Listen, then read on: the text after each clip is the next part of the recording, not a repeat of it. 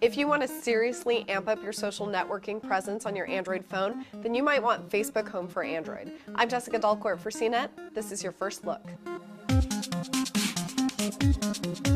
Now, Facebook Home is not an operating system, it is an app that skins your home screens. You can download it through Google Play for several phones, or it might come preloaded on your phone, as with this HTC First right here.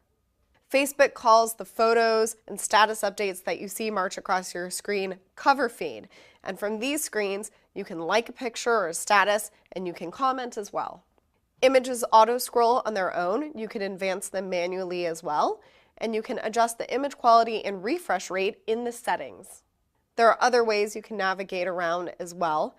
If you tap your own profile picture, you can launch the messenger, open your app tray, or return to the last app that you had open.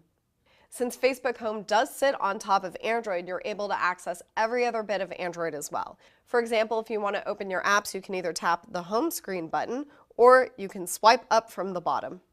What you see is an app launcher. There are shortcuts to all of the apps that you want. You can drag and drop apps on or off if you want to remove them. You can have as many app launcher pages as you want. To see a full list of apps, you swipe over to the left and you've got a vertical list right there.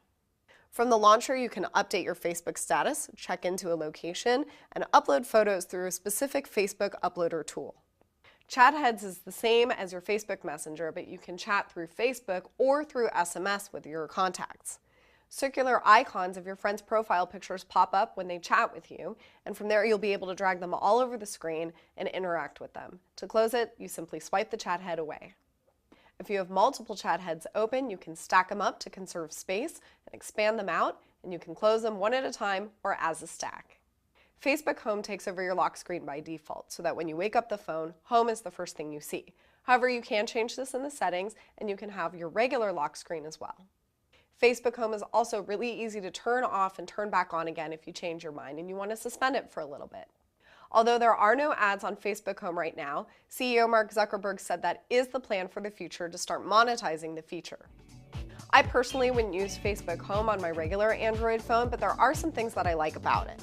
I really like chat heads, for example, and I wish that Android would just take that implementation and that we could see it on all phones. It's really useful and handy and clever.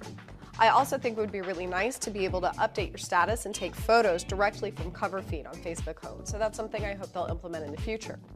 Facebook Home is obviously for people who love Facebook and who want to interact with their friends the second they turn on their phone.